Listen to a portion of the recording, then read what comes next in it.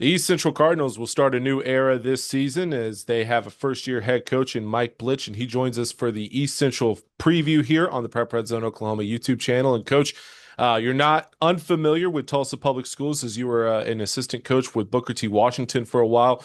You come back to the Tulsa area after being at Shawnee the last several years.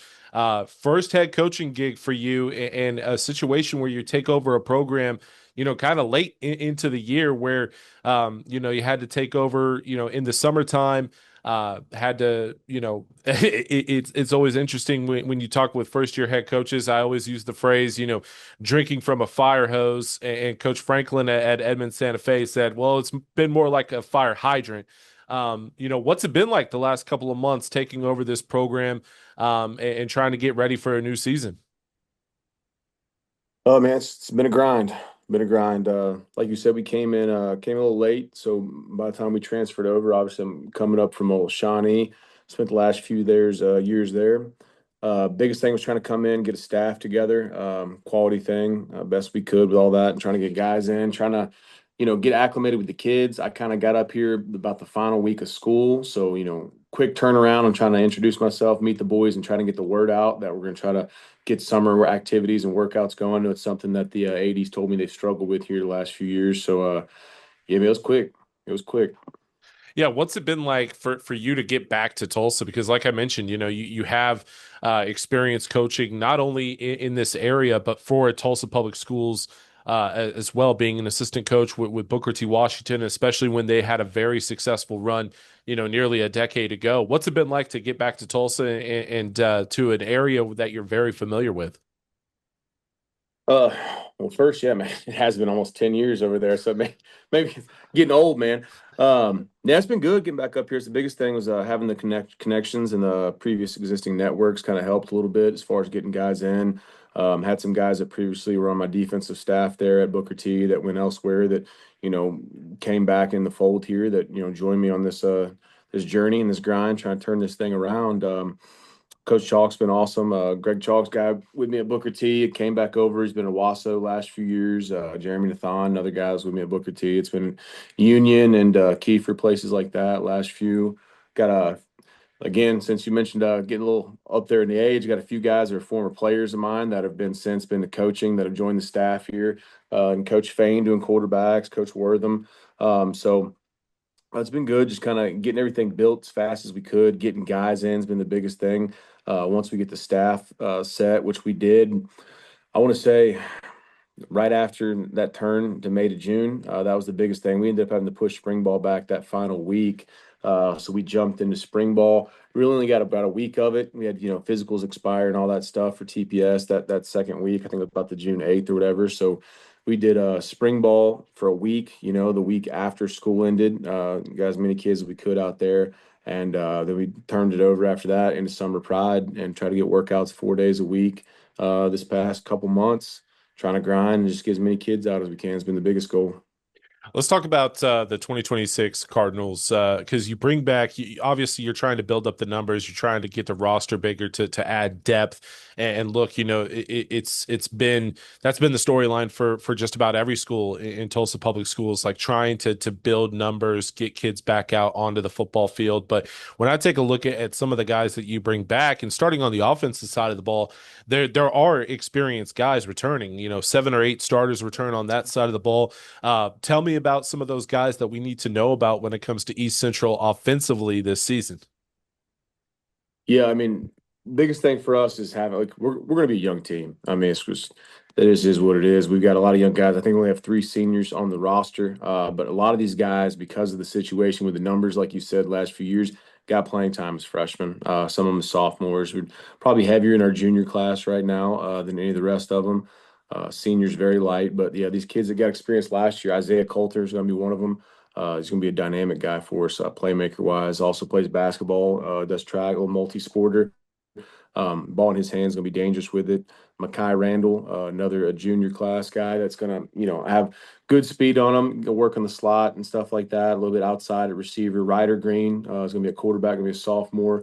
All these guys you'll expect to see on the defensive side of the ball as well. David Love, explosive athlete, track guy. very fast. He's going to see him spend time in the backfield, the slot, Nehemiah Jones. All these guys played last year. And across the offensive line, we've got two big tackles that came back that got a lot of experience last year. And Juan Hernandez, he's about 6'4", 6'5". He's about 268.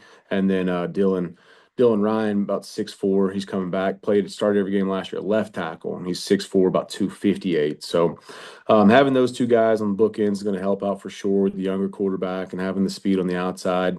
And then we've got a new guy that we're pretty excited about that came in here in the last month or so, Kamari Block Jones at about 6'5", receiver and safety that came over. He'd been over at Union, came in. It's going to be a two-sporter, football, basketball. So he's going to be pretty special for us. We're excited about him as well. Defensively, you bring back a little less than half the starters from last year's ball club, and you mentioned, some of these guys are going to be playing on both sides of the ball. As you're building that depth, as you're building the roster numbers, that you'll get into a position where maybe you don't have to do that. But this year is probably not the case. Defensively, how are you guys looking heading into the season? You've had about 2 weeks of practice under your belt. Who are the guys that we need to know about defensively for the Cardinals this fall? Carter Thomas probably gonna be our defensive captain this year. Seniors, one of the few seniors we have, but he's gonna be that quarterback, the defense. Going to be leading things. He's our team captain, defensive captain. He's going to be playing the will linebacker spot for us, inside backer. Lee Mackey is another one to expect to see on the D line and stand up backer at times. He's going to play a little bit of that jack linebacker spot, which a lot of teams have on him. Little hybrid player. David Love again be inside for us. He's going to play inside backer with that speed to be able to move sideline to sideline. Quarterback Ryder Green again. He may play a little bit of time at that nickel spot.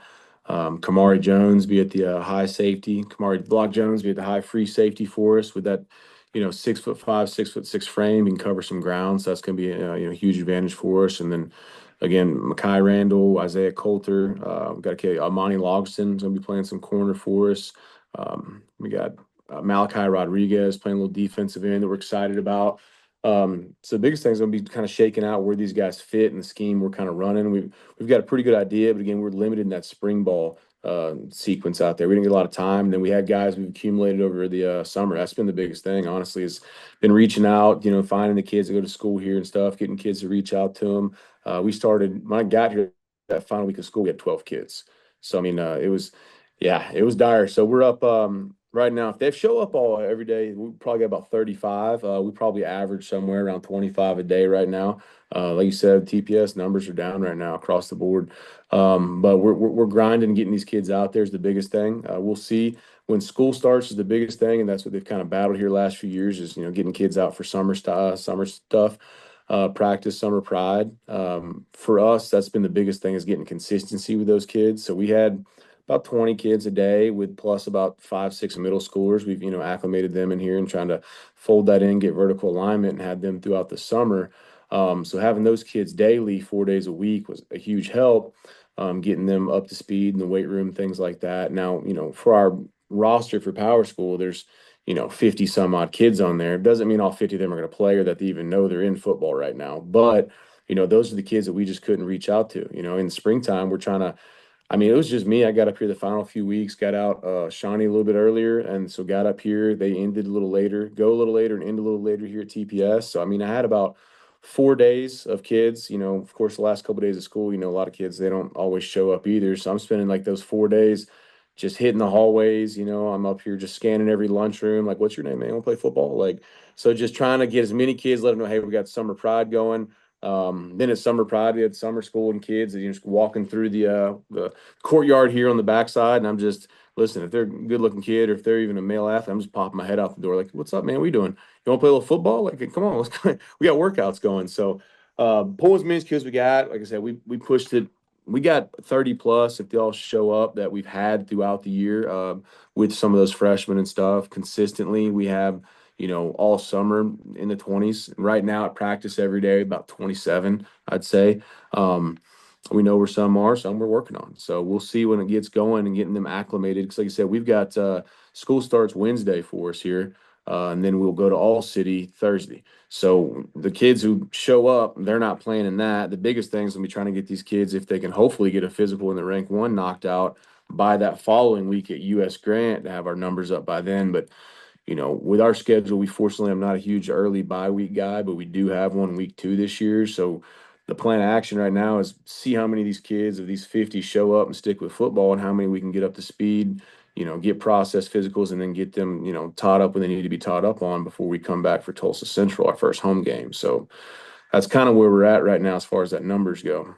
Yeah, you mentioned the All City preview coming up this week, starting on Thursday, finishing up on Friday, and then the season opens up in week 0 with you guys going on the road to face U.S. Grant. Like you mentioned, you have that bye week, and then you guys host Central in week 2 before going on the road to face Edison. Short road trip over there to face the Eagles to wrap up non-district play, and then Coach. The district slate starts, and it is an absolute gauntlet. We've been talking 5A football since July 1st, and the 2 East Side districts in this class are I mean, it's going to be a bloodbath in both of these districts, and there's no other way to put it. You open up district play on the road against the Pulp in week 4, then you get Will Rogers at home. You go to Glenpool in week 6 before wrapping up the regular season against this stretch, which, all 4 of these teams might be playoff teams in Class 5As. You host Coweta, you host McAllister, then you go on the road to face Del City before hosting Bishop Kelly to wrap up the regular season. What do you want to see from your ball club in year 1? Because you find yourself in an opportunity, like you said, the numbers, slowly but surely they're starting to improve. You're going to get a real good idea of what your team, what your roster is going to look like after the first several weeks. But at the same time, you also find yourself in a district that is ultra competitive. It's one of the tougher districts in the state. I mean, there's going to be good teams that are going to be left out of the playoffs. And, talking with Coach Tapana at Bishop Kelly a couple of weeks ago, he made a good point. The team that wins this district and the team that's like the first team out of the playoffs, the 5 seed, there's not going to be that much big of a gap between those 2 teams. So you find yourself in a very competitive, very talented district. But at the same time, what do you want to see from your Cardinals this season in year 1? Biggest things for us is just finding that ability to compete. I mean, this team that 1-9 last year, one win I think came about 2-point victory over Will Rogers, who was also 1-9 with their one victory coming over. I think it was like a 3-point game over Memorial. So it's kind of, some of the TPS is just kind of beating up on each other, getting the lone victories the last couple years around here. So the biggest goal for us is to continue to improve and get these kids experience, but to learn how to compete and win football games. I mean, that's the biggest thing. I think East Central 29-90 since 2013. You had Travis Hill had that heck of a run there, and then Bobby Klink had that couple years stint he did there for I think he branched off over to Wasso. So I mean, it's been about 13 years of subpar football, trying to figure out the way to build this thing and grow it and get the culture. So the biggest thing for us was getting the guys in place, establishing that culture, and setting those expectations and demand that day in and day out. Biggest thing for us, we got 7 guys in the building, so that's going to be help for a lot of that and trying to build it. But going down this schedule, we're looking for is being able to compete early. Like you said, that Final Four, that last month of the season, we're talking about a little bit of murderer's row. I mean, we've got a heck of a stretch down there. That's just what it is. I mean, I don't care what team you are, those Final Four games in this district, that's tough. Like you said, we've got 5 playoff teams in 4 spots in this district. I mean, that's just what it is. Sepulpa dropping down from 6A2 from last year, but a quarterfinals team, I think, in 6A2. I think they locked in one of those 2 buys on their side last year.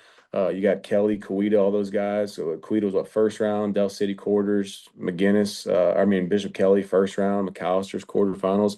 And we've seen all these teams. I've spent the last 3 years at Shawnee playing against these guys. They're good coaches. They're going to be tough teams, going to compete. So for us, similar how things went, I was in Shawnee that first year, they're coming off for like 0-26 or something the few years before Madonna and I got down there.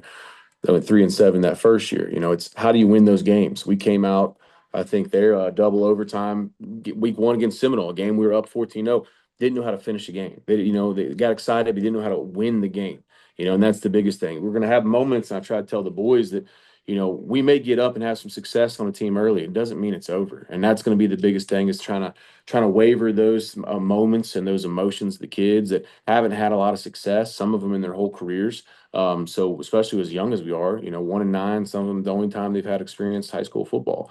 So those moments where if we do have success, not to let it get away from us, not to think that everything's locked in, because that's what you see a lot of times with these young teams that are growing and developing. You'll have the talent, you'll have the athleticism, they don't have the mentality, to lock in victories. And those moments when, hey, things are going really well, now we get lax. And now a team that you're up maybe 14 points on is tied up 14-14, but you haven't been in a moment, to come down to the gritty moments at the end of a game to lock away a victory, and how it takes to have that tough goal line stand, or how to, manage a 4-minute drive and, burn one away. They haven't had those moments. So that's going to be the biggest thing is, managing their emotions, their expectations, and having to coach them through those and grow and develop in that area of football. And that's just the thing. They don't have a lot of football experience. They just don't. I mean, even some of the seniors we have, like Carter Thomas and the guys we talked about, first year football guy. I mean, he played ninth grade, but it's been 3 years away. Um, some of our leaders on this football team are not guys that have been long-term football players or been in long-term leadership roles. So them growing and how to carry themselves on and off the field, how to salt away some victories when it gets tough, and how to, keep the pressure on when you're having success. And that's the biggest thing that we're trying to see early, especially. We talked about, the rigor of that final, stretch of the season. Open district play with Sepulpa, who's going, a 6A2 playoff team last year. It's going to be a first tough, like really like, hey man, is this a game we're going to go out there and be 70-0? I mean, I'm just going to always keep it honest, with everything I say. Like that's a game you're going to go out there. Team of old may go out there and, hey, that's a game where they're going to run away with it early and it's going to turn into a bloodbath out there and you're going to lay down and die. Is that a game we can compete and try to stop the floodgates, go out there, compete early with the game, have some success, and stick with it? These early games are ones we're looking at. Are these games we can be competitive in and find a way to pull out victories? I mean, we've got 5 games with teams that are very similar to us in the win-loss record the last few years, and then we got 5 games that are playoff teams in 5A and 6A. So, I mean, it's both sides of the coin. We're going to find out, and we'll find out early with our schedule. If we come out early and we're struggling, Katie barred the door. We got one long way to go. I mean, that's just what it's going to be. If we come out early and we have some success, how do we, learn to control that mentality throughout the rest of the season, because that's where it at. You never know. We could come out, and the biggest thing that's, we struggle. You see a lot of these TPS teams with the smaller numbers. You don't get a lot of team sessions. We just don't have the bodies for it. And we've got, of our 20 some odd kids, we've got like 13, 14 linemen out here. Like, so they can't go out there and cover a go route and we get a good look at it. So, a lot of half line stuff, inside run. So even if we do have a, good team session, it's maybe not, you know, for one, all good on good with guys who excel at those positions. You got to get, creative and make shifts sometimes. So you really don't know, especially going into it. So all city will be an idea for us to get where we're at. We got Memorial and then we got Booker T. Washington. So we'll see a team in the same boat as us, probably numbers wise and caliber as far as the records last few years. And then we're going to see, a 5A, now 6A2, just absolute stout team Booker T. So we'll have a general idea of kind of where we're at, because it's, both sides of the spectrums. And then we'll open up US Grant, 7 days from that. And we're going to find out where we're at make wise, mentality wise. We'll find out in that all city. I mean, those things are grinders. I mean, you go 2 half game quarters right there, 12-minute quarters, half game. You get 10 minutes in between, do another half game. In this heat, we moved them back an hour, 8 and 9 o'clock, but it's going to be a good test of attrition for our kids, the mental toughness. And that's the biggest thing you see with school like this, is just understanding, hey, man, we're going to do this thing. We're going to do it every single day the way we're going to do it, because that's just how winning's done. Like, we're not going to ease up on things. Like, this is the expectation. You set it and you rise for it. And we tell them, we aim for perfection, knowing we're not going to achieve it, and hope to get excellence along the way, and just having them understand that that's the goal. Is we're going to set these standards high and we're going to strive for them. Maybe they're not going to hit all of them, but they're going to grow every day trying to work towards them. And just continuing football knowledge. We started here, gaps and techniques, things like that. One of my little mantras I always tell them is the grind starts in the mind, playbook and classroom. I want kids who excel in the classroom and excel in the playbook, because those are guys that are going to be in the right place at the right time.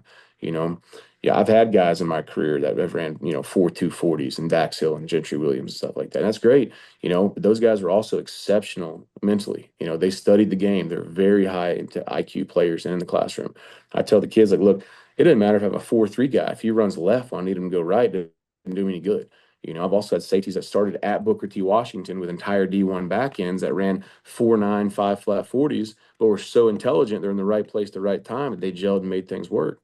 So that's what I'm trying to impress upon these kids. It's like, hey, man, we've got to learn this stuff. We got to be in the playbook. We got to understand the game of football because then now you're understanding what you're expecting pre-snap, based on receivers lined up, inside the hash here, cuts down your route tree, just little things like that for them to, pre-snap have a little bit of an advantage. And just they've really bought into that. We've noticed. So we do lots of position meetings, lots of board time, and man, they're just soaking it up. That's the biggest thing because as they're continuing to get that, grow that knowledge, they're feeling more confidence, and that's what I tell them. Competence breeds confidence. It just does. And the more confident you are in the playbook and understanding what you're doing, the more confidence you're going to play with. And you see it all the time with teams. You get kids out there that, they don't fully understand the scheme and the structure of what they're doing. They play slow and they play hesitant and they sit there. And a lot of times how kids get hurt. When you see kids, these good quality coach teams go out there and these guys are locked in, ready to go. That ball snaps, you got dudes flying around 1,000 miles an hour on defense. Like, you got your blocks down to a T on offense. So starting with the fundamentals, growing on that, we're looking to see how we develop, especially the first 5, 6 games of this season, kind of see where we're at. And then down the stretch, we want to be competitive. We do. We want to go out there and we want to play hard football. We want people, if they're going to beat us, they got to beat us into the ground. And then that's just it. We don't want to give it, nothing's going to be free. We want them to take it from us. And anything we get, I've told them, we got to take it. Winning's not easy. If it was, everybody'd be undefeated every year. You got to find that mentality and go out there and take stuff. You're going to hurt feelings. You got to relish in that a little bit. You got to understand, hey, if we're going to beat somebody, they're going to lose and they're not going to like it. So they're going to fight and claw. So you got to be able to fight and claw too. And you got to take that victory, take that yard, take everything you get, and don't take it for granted once you do take it. So that's the biggest thing we're trying to push on them. And they've responded really well. They really have. The knowledge of the game since we got here early is just leaps and bounds higher. We're starting to play fast and practice fast. Offensively, we've been moving around well in what we're doing. Lots of misdirection stuff, some different unique formations and stuff, keep people off balance. Me being a defensive guy, DC for all those years, I know it gives defenses fits, and that's something we've kind of put in with our offense coordinator, Coach Brown here is like these shifts, motions, things that are make them off balance, make them have to think before they, that ball's even snapped. So I'm pretty pleased, and the coaches are as well, where we've come along, and now for our growth is going to continue add numbers, depth, get more and more depth and continue to teach in this game and then grow that mentality of, we got to fight every day for everything we get. Nothing be complacent. Yeah, you mentioned it's not that long ago. It feels like a long time since East Central was one of those consistent contenders, but really in the big picture, it's not that long since East Central year in and year out was in the conversation in Class 5A, like you mentioned with Coach Hill and what he was able to accomplish at East Central, and then with Coach Klink those couple of seasons. And, look, I look at East Central and, obviously things are going really well on the basketball court. You get a couple of those athletes out of the gym, put some pads on, put a helmet on, and all of a sudden they think they might be some football players. And I'm always going to be a proponent of that. I think that, I make the joke all the time. Every basketball player is just a football player that doesn't know they love football yet.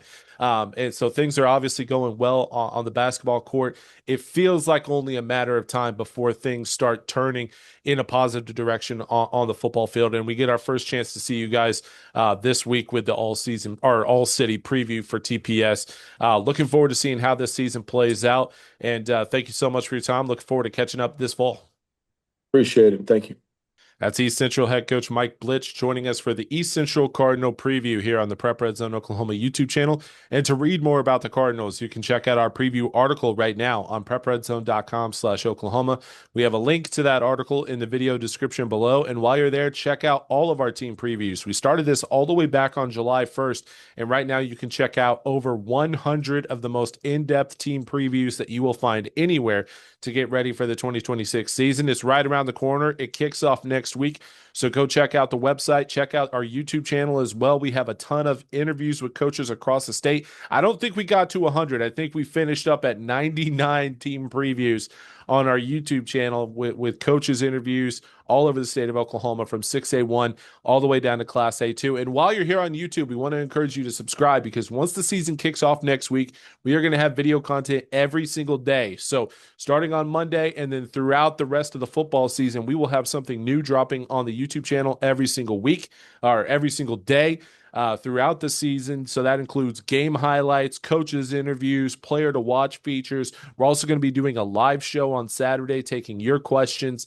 Also talking about all the top stories, the top performances, and much more every single Saturday. We'll go live on the YouTube channel. So now's a great time to subscribe to Prep Red Zone Oklahoma, not only on the YouTube channel, but also on our website, because once the season kicks off next week, we are going to have new content on both the website and the YouTube channel every single day, leading up all the way to the state championship game. And even the couple days after that as well, we'll have new content dropping every single day from now until about mid-December.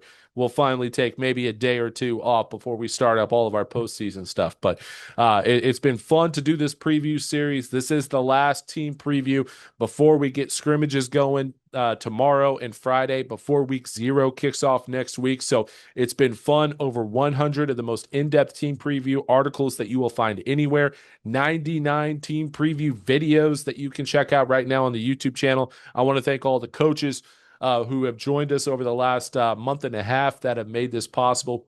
It's been fun.